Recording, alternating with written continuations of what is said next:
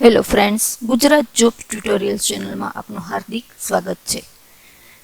તો મિત્રો, જો તમે ટાટ મેન્સ 2024ની ગંભીર તૈયારી કરી રહ્યા છો તો આ વિડીયો અંત સુધી જરૂર જોજો, કારણ કે અહીં તમને મળશે ઓરિજિનલ સરળ ભાષામાં અને પરીક્ષાલક્ષી નિબંધ, જે સીધો જ તમારા જવાબ લેખનમાં ઉપયોગી બનશે. તો ચાલો હવે શરૂ કરીએ. આજનો સૌથી મહત્વપૂર્ણ વિષય છે નવી શિક્ષણ નીતિ અને માતૃભાષામાં શિક્ષણ. તો આ બંને પ્રકારના નિબંધો એટલે કે નવી શિક્ષણ નીતિ અને માતૃભાષામાં શિક્ષણ, આ નિબંધો વિશે આજે આપણે ચર્ચા કરવાના છીએ. તો જેને પ્રસ્તાવના રૂપે જોઈએ તો શિક્ષણ એ વ્યક્તિ, સમાજ અને રાષ્ટ્રના સર્વાંગી વિકાસનું સૌથી શક્તિશાળી સાધન છે. કોઈ પણ દેશનું ભવિષ્ય તેની શિક્ષણ વ્યવસ્થા પર આધારિત હોય છે. ભારત સરકારે વર્ષ 2020માં રાષ્ટ્રીય શિક્ષણ નીતિ એટલે કે નેશનલ એજ્યુકેશન પોલિસી NEP 2020 જાહેર કરીને શિક્ષણ ક્ષેત્રમાં ઐતિહાસિક પરિવર્તનની શરૂઆત કરી છે. આ નીતિનો મુખ્ય હેતુ વિદ્યાર્થીઓમાં સર્જનાત્મકતા, વિચારશક્તિ, સંશોધન વૃત્તિ અને જીવન કૌશલ્યનો વિકાસ કરવાનો છે. આ નીતિનું સૌથી ચર્ચાસ્પદ અને મહત્વપૂર્ણ પાસું એટલે ધોરણ 5 સુધી અને શક્ય હોય ત્યાં સુધી ધોરણ 8 સુધી માતૃભાષા અથવા સ્થાનિક ભાષામાં શિક્ષણ આપવાની ભલામણ કરી છે. એટલે કે બાળકને શક્ય હોય તો ધોરણ 5 સુધી, અને જો એનાથી પણ જો વધારે આપી શકાય તો ધોરણ 8 સુધી બાળકને માતૃભાષામાં જ શિક્ષણ આપવું, એવી ભલામણ સરકાર અહીં કરે છે. ત્યારબાદ છે માતૃભાષા શું છે. માતૃભાષા એટલે બાળક જે ભાષા ઘરમાં સૌપ્રથમ શીખે છે અને તેમાં તે સહજ રીતે પોતાના વિચારો વ્યક્ત કરી શકે છે. બાળકના માનસિક, બૌદ્ધિક અને ભાવાત્મક વિકાસ માટે માતૃભાષા જે છે તે સૌથી સ્વાભાવિક માધ્યમ છે. ત્યારબાદ આવે છે NEP 2020માં માતૃભાષા અંગેની કેટલીક જોગવાઈઓ કરી છે. તો પહેલું છે ધોરણ 5 સુધી માતૃભાષામાં શિક્ષણ. એટલે કે નવી શિક્ષણ નીતિ મુજબ શક્ય હોય ત્યાં સુધી ધોરણ 5 અને જરૂરિયાત મુજબ ધોરણ 8 સુધી શિક્ષણનું માધ્યમ માતૃભાષા અથવા તો પ્રાદેશિક ભાષા રાખવાની ભલામણ કરવામાં આવે છે, કે જેથી બાળક માતૃભાષામાં શિક્ષણ મેળવશે તો તે ભાષા તેને શીખવામાં ખૂબ જ સરળતા રહેશે. ત્યારબાદ આવે છે બીજું ત્રિભાષા સૂત્ર, કે વિદ્યાર્થીઓને ઓછામાં ઓછી 3 ભાષાઓ શીખવવાની વ્યવસ્થા કરવામાં આવી છે, જેમાં 2 ભાષાઓ ભારતીય ભાષાઓ હોવી જરૂરી છે. ત્યારબાદ છે ભારતીય ભાષાઓનું સંવર્ધન. ગુજરાતી, હિન્દી, સંસ્કૃત તમામ ભારતીય ભાષાઓને પ્રોત્સાહન આપવાનું લક્ષ્ય રાખવામાં આવ્યું છે, જેથી ભાષાકીય વૈવિધ્ય જળવાઈ રહે. કે હિન્દી, સંસ્કૃત, ગુજરાતી આ તમામ ભારતીય ભાષાઓને પ્રોત્સાહન મળી રહે. ત્યારબાદ છે ચોથું ઉચ્ચ શિક્ષણમાં ભારતીય ભાષાઓ. એન્જિનિયરિંગ, મેડિકલ, કાયદા અને અન્ય ઉચ્ચ અભ્યાસક્રમો પણ ધીમે ધીમે ભારતીય ભાષામાં ઉપલબ્ધ કરાવવાનો પ્રયાસ કરવામાં આવ્યો છે. તો આ 4 બાબતો જે છે તે માતૃભાષાનું જે શિક્ષણ છે કે જે NEP 2020માં તેનો ઉલ્લેખ કરવામાં આવેલો છે. ત્યારબાદ માતૃભાષામાં શિક્ષણના મુખ્ય લાભો કયા છે એ જોઈએ તો સૌથી પહેલો લાભ છે ઝડપી અને ઊંડી સમજ.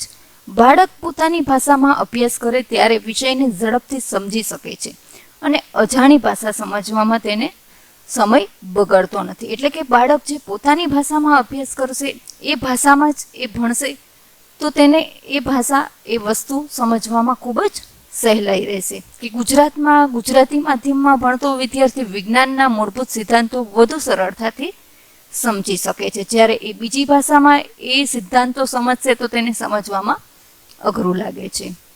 ત્યારબાદ બીજું છે આત્મવિશ્વાસમાં વધારો.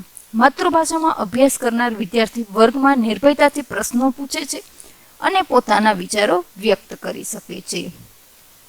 યાદશક્તિ અને સર્જનાત્મકતામાં વધારો. જ્યારે ભાષા સમજવામાં મુશ્કેલી ન પડે ત્યારે વિદ્યાર્થીઓ વધુ સારી રીતે વિચાર કરી શકે છે અને નવીન વિચારો રજૂ કરી શકે છે અને સમસ્યાઓના ઉકેલ પણ શોધી શકે છે.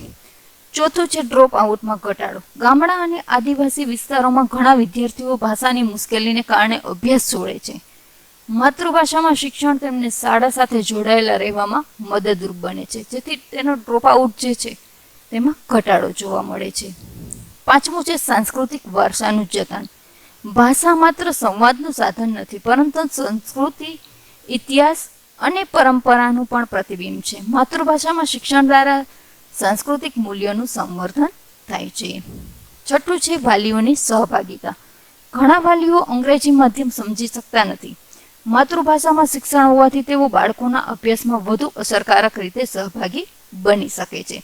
કે બાળકો અંગ્રેજી માધ્યમ, જે વાલીઓ છે તે અંગ્રેજી માધ્યમ ન સમજી શકતા હોય, ત્યારે માતૃભાષાનું જો શિક્ષણ બાળકને આપવામાં આવે તો તે તેના અભ્યાસમાં પણ સહભાગી બની શકે છે. ત્યારબાદ આધુનિક ઉદાહરણો રજૂ કર્યા છે, જેમાં છે NEP 2020નું અમલીકરણ શું છે. તો ગુજરાત સહિત ઘણા રાજ્યોમાં પ્રાથમિક શિક્ષણમાં સ્થાનિક ભાષાના ઉપયોગને પ્રોત્સાહન આપવામાં આવી રહ્યું છે. બીજું છે AI આધારિત અનુવાદ. આર્ટિફિશિયલ ઇન્ટેલિજન્સ દ્વારા વિવિધ ભાષાઓમાં પાઠ્ય સામગ્રી તૈયાર કરવાનું કાર્ય ઝડપી બની રહ્યું છે. ત્યારબાદ ત્રીજું છે દીક્ષા પોર્ટલ. દીક્ષા જેવી ડિજિટલ શૈક્ષણિક વ્યવસ્થામાં ગુજરાતની સહિત અનેક ભારતીય ભાષાઓમાં અભ્યાસ સામગ્રી ઉપલબ્ધ છે. ત્યારબાદ છે નિપુણ ભારત મિશન, કે ફાઉન્ડેશનલ લિટરસી એન્ડ ન્યુમેરેસી માટે સ્થાનિક ભાષાનો ઉપયોગ વધુ અસરકારક માનવામાં આવ્યો છે. ત્યારબાદ તેને અમલીકરણના કેટલાક પડકારો છે એ જોઈએ તો પહેલું છે બહુભાષી વર્ગખંડ. મોટા શહેરોમાં અલગ અલગ રાજ્યોના વિદ્યાર્થીઓ હોવાથી એક જ માતૃભાષામાં શિક્ષણ આપવું મુશ્કેલ બને છે.